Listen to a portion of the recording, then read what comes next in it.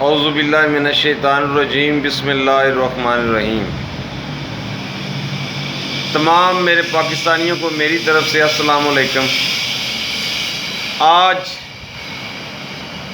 میں جس نے اس امپورٹڈ سرکار کو ہم پر مسلط کیا ہے، میں ان کو داد دینا چاہتا ہوں، میں ان کو اپریشیٹ کرنا چاہتا ہوں جس نے اس امپورٹڈ سرکار کو اس پاکستان پر مسلط کیا اور اس پاکستان کی اکانومی کو اس نہج پر لے گئے ہیں کہ آج ہمیں ڈر ہے کہ ہم سری لنکا بننے نہیں جا رہے، ہم سری لنکا بننے کے بالکل قریب پہنچ گئے ہیں۔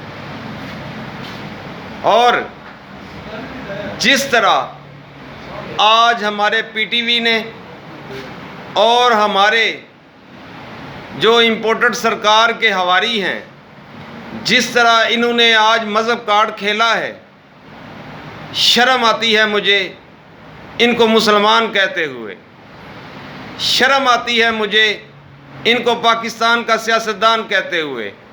یہ اس نہج پر پہنچ گئے ہیں کہ آج یہ مذہب کو استعمال کر رہے ہیں۔ آج ان کا ضمیر کدھر گیا ہے؟ ان کا ضمیر اتنا مردہ کیوں ہو گیا ہے؟ میں چیلنج کے ساتھ یہ بات کرتا ہوں کہ پی ڈی ایم کے جتنے بھی حواری ہیں، ان کو اکٹھا کر کے، ان کو لین میں کھڑا کر کے ان سے ایمان کی صفتیں سنی جائیں، خدا کی قسم مجھے یقین ان میں سے کسی کو بھی نہیں آئیں گی۔ اور یہ فتوے بانٹ رہے ہیں کہ خان صاحب نے یہ کیا ہے۔ شرم آنی چاہیے۔ تمہیں اس لیڈر کے خلاف بات کر رہے ہو جو مدینہ میں داخل ہوتا ہے اور پاؤں سے جوتا اتار دیتا ہے کہ میرا پاؤں کہیں اس جگہ پہ نہ آ جائے جہاں سے میرے نبی کا گزر ہوا تھا۔ تم اس لیڈر کے خلاف آج فتوے دے رہے ہو جس لیڈر نے پاکستان میں رحمت للعالمین اتھارٹی بنائی۔ تم اس لیڈر کے خلاف فتوے دے رہے ہو جس نے اقوام متحدہ میں جا کر اسمبلی میں میرے نبی کا ایسا مقدمہ لڑا جیسے کوئی بہت بڑا علماء بھی نہیں لڑ سکتا۔ ایسے مدلل انداز میں، ایسی روانگی میں انگریزوں کو بتایا ہے کہ جب میرے نبی کے خلاف کوئی بات کرتا ہے تو 1 ارب 24 کروڑ مسلمانوں کا دل دکھتا ہے۔ اور انہوں نے ہمارے نبی کے خلاف جو بات کرتے ہیں، انہوں نے اس دن کو مقرر کیا کس کی بنا پر؟ اس کپتان کی بنا پر۔ آج تک جب بھی کپتان صاحب تقریر شروع کرتے ہیں تو سب سے پہلے ایاک نعبد و ایاک نستعین سے شروع کرتے ہیں۔ میں آج جوید لطیف صاحب تم سے پوچھنا چاہتا ہوں، تم تو خود اس چیز کا وکٹم رہ چکے ہو۔ وہ وقت یاد نہیں جب تم پر ایک جتھے نے حملہ کیا تھا؟ آج تم کس منہ سے ہمارے خان پر، امت مسلمہ کے لیڈر پر، پاکستان کے سب سے بڑے لیڈر پر اور ہمارے نبی کے عاشق پر اس طرح گھنونی بات کر سکتے ہو؟ اور پاکستان پی ٹی وی کو شرم آنی چاہیے کہ تم کو ہم عوام پال رہے ہیں۔ جو بھی ہمارے گھر بل آتا ہے تمہاری ہر چیز اس میں ایڈ آتی ہے اور ہماری جیب سے جاتی ہے۔ تم ایک پارٹی کا نظریہ لے کر چلو گے تو مجھے افسوس ہوتا ہے کہ میرے پاکستان میں ایک ایسا ادارہ ہے جو امپورٹڈ سرکار کا بیانیہ لے کر چل رہا ہے، اس میں کوئی شفافیت نہیں۔ ایسے ہتھ کنڈوں سے نہ خان صاحب کی پاپولیرٹی کم ہوگی اور نہ ہمارے دلوں میں خان صاحب کے لیے کچھ ایسی بات آئے گی۔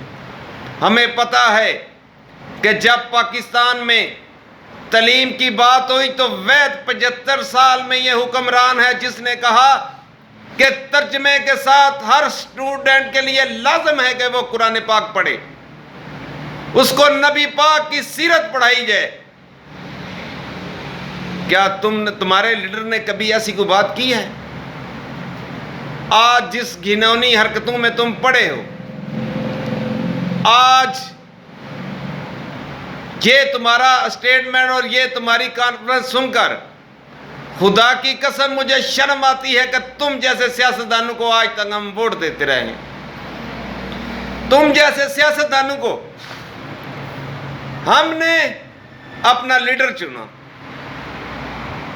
آج تمہاری نظریں، آج ہماری نظروں میں ایک چوکیدار کی حیثیت رہ گئی ہے۔ تم اس نہج پر پہنچ جاؤ گے کہ اسلام کا، دین کا سہارا لے کر لوگوں کو بھڑکاؤ گے۔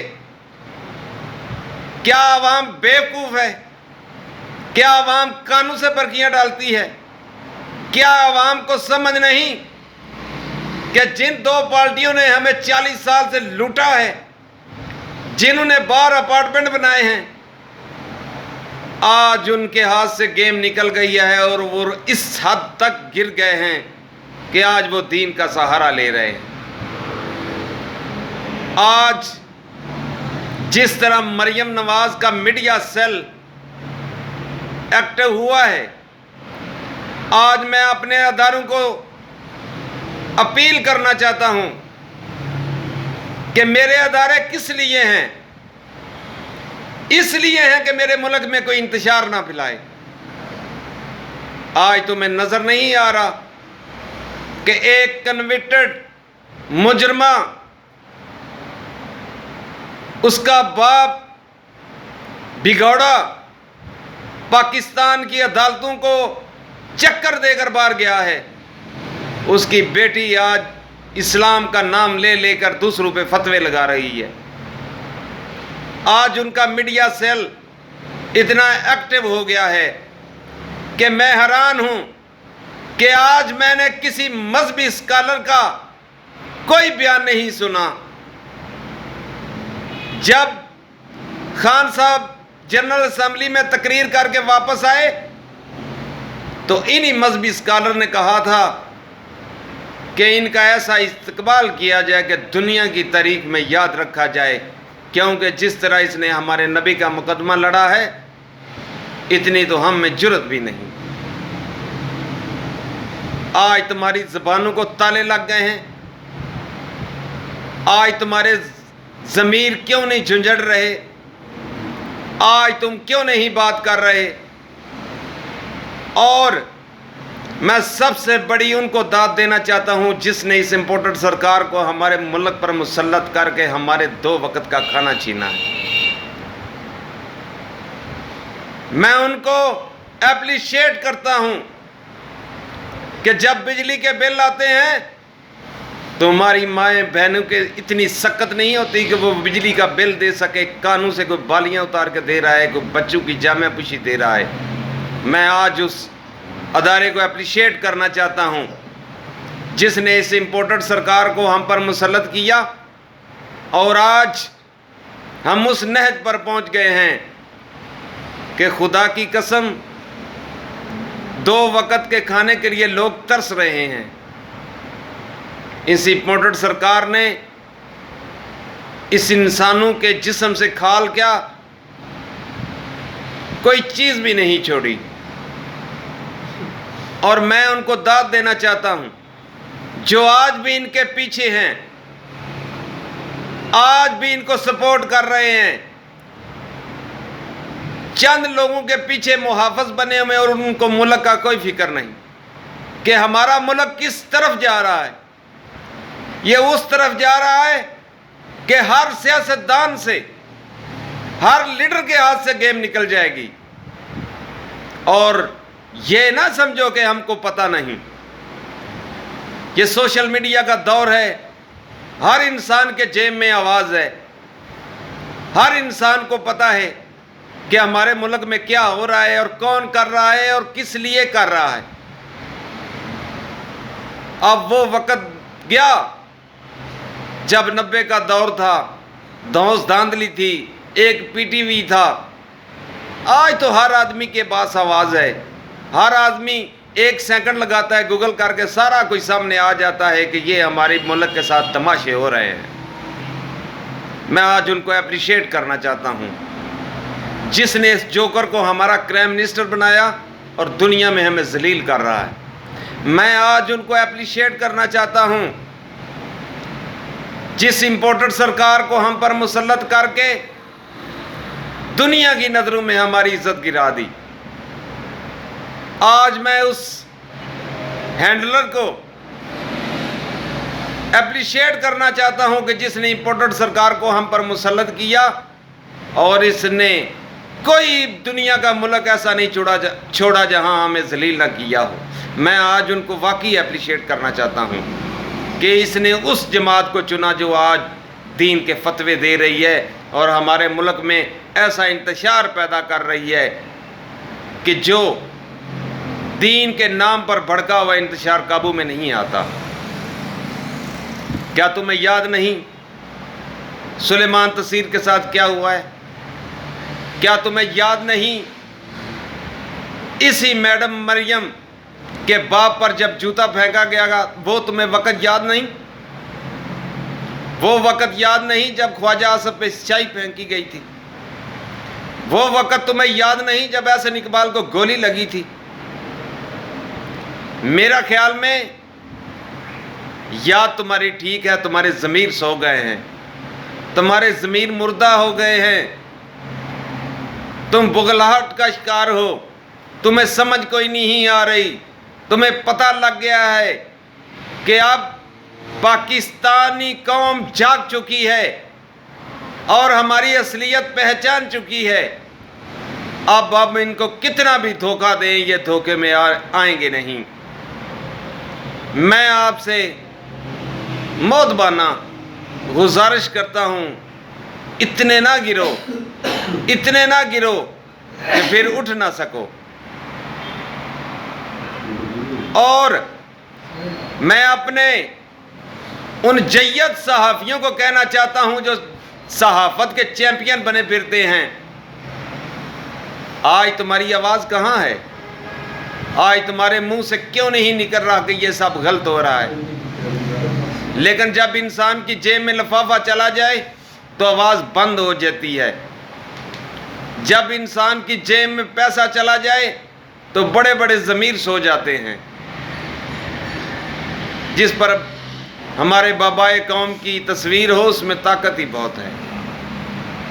اور میں دعا کرتا ہوں اپنے اداروں سے، میں دعا کرتا ہوں اللہ پاک سے کہ ہمارے اداروں کو ہدایت دے اور اس نہج پر نہ جائے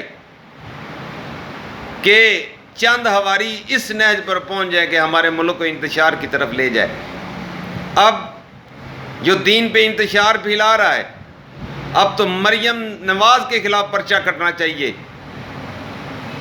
وہ جو شیخو پورے کا حواری ہے، جس کو بات کرنے کی سمجھ نہیں، بات کرنے کی تمیز نہیں، وہ اپنے لیڈر کی ہوم میں اتنا گر گیا ہے کہ وہ اس حد تک پہنچ گیا ہے، اس کے خلاف پرچہ کٹنا چاہیے۔ پاکستان زندہ باد، عمران خان زندہ باد، پاکستان پائندہ باد۔